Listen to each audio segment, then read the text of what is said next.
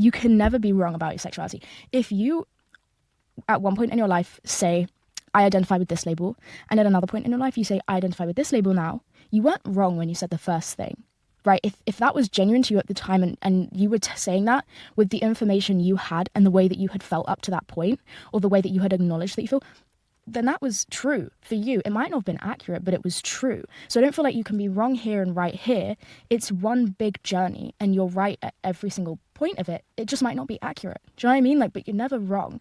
And I hate that people can be shunned into feeling a certain kind of way about the way that they might identify at one point versus another point. That is something that pisses me off. I think that you can never be wrong as long as you're being authentic. It's literally impossible.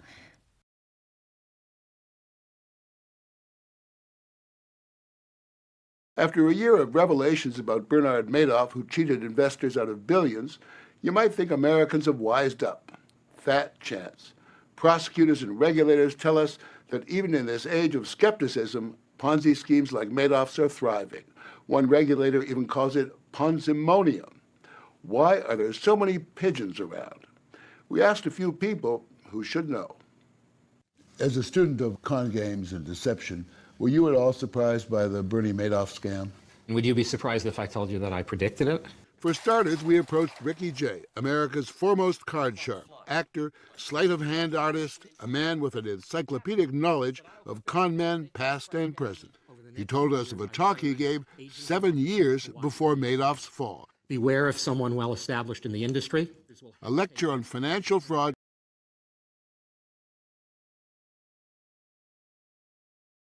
And we've seen with prior weight loss shows like The Biggest Loser, where people crash dieted down to a ridiculous weight, only to have regained the weight because they didn't actually instill healthy habits in them. So I'm curious how this will go. I'm skeptical, worried, but optimistic.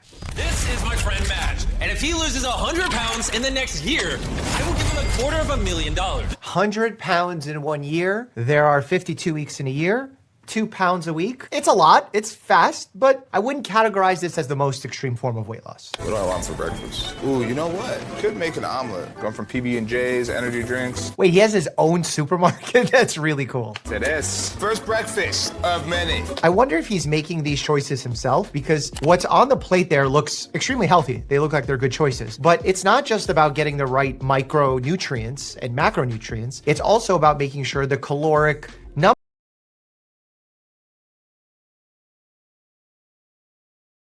Dixon's lawsuit also listed out some of the sexual commentary by Perry that Dixon claimed he experienced while filming The Oval in 2020. This is what he says that Perry told him. Dixon said that Perry told him, quote, that he liked being choked. That was after Dixon's character was choked by a cast member in a scene on The Oval. Perry also allegedly said, why do you twist your hips when you walk? How can I get a day of Dixon? When will you be thick again? I love how I feel right now, but I don't like being horny. I feel sorry for the first person who flirts with me, and I've been trying to put that energy somewhere else, but everything is sexual on this stuff. The lawsuit also contained numerous text messages from Perry to Dixon, some of which seem to have been sent when Perry was intoxicated, and if Dixon didn't respond, according to the complaint, Perry would hound him.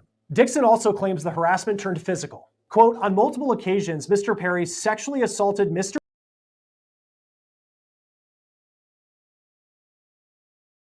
Is there something wrong? I can't be the first one to make you feel weird about it. No, I guess not. Wearing sunglasses and a big bushy beard, Phoenix mumbled awkwardly through the discussion, causing the host to take verbal shots at him. What can you tell us about your days with the Unabomber? While this turned out to be a spoof for his mockumentary, I'm Still Here, the media genuinely believed Phoenix was having a breakdown, and producers stayed away from him. But you're not going to act anymore? No. Huh. Why is that? I don't know. The actor admitted in a later interview that the quality of scripts sent to entice him had vastly dropped after the stunt. It took several critically acclaimed projects to put Phoenix's career back on track. Thank you for letting me come on the show. Yes, well, we've been dying to have you back a year and a half. Number 19, Belle Gibson. Are you prepared?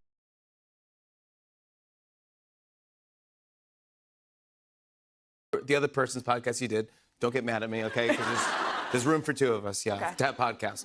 All right, okay, Opalite, let's start with that one. All right. Okay, let's start here. I'm just gonna play it first, and then we'll talk about it. Here, let's get a taste.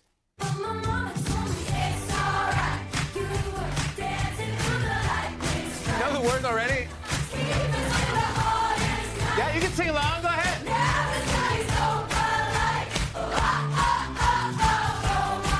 Oh my God. Oh my God. The way they know every word. She's already. What's that?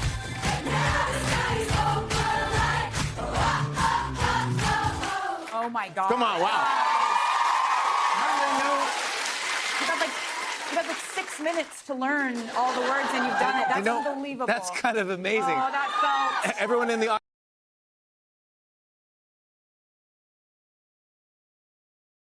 Picking every yellow ball. A couple of weeks later, every one of them is picking everything, right? And it hit me very, very strongly. One, the speed, okay? The capability. I mean, understand that we take those things for granted, but for a child to be able to pick a yellow ball is a mathematical spatial calculation with muscle coordination, with intelligence that is abundant. It is not a simple task at all to cross the street.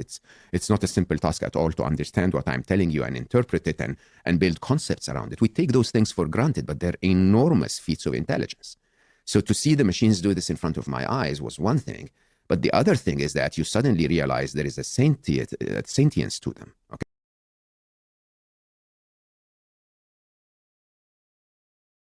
I think that, honestly, I think perception's everything. And I feel like not all the time things are shown in the way that they are, like, perceived on TV. And, I mean, I know who I am as a person. I think that's what really matters. I feel like if people are hating on me, okay, fuck you. Like, I don't give a fuck. Like, why does it matter? As long as the people that I love are close to me and, like, that care about me and they, you know, see me for who I actually am, like, that's truly what matters to me. And I'm very, very, very blessed to have so many people that do love me and support me, because I feel like the good outweighs the bad, in all honesty. And yeah, I try to pay the hate like no mind. To be honest, like, you don't know me. You don't know me at all. I was going to ask you, like, now that you have had your phone back and have gotten maybe like a brief second in between, like, no sleep. I was going to say no sleep club, another club. You haven't. Girl, I haven't. I'm not outside. I'm not. You're sitting. Girl, I'm sat. I'm sat. You're like this with your sunglasses.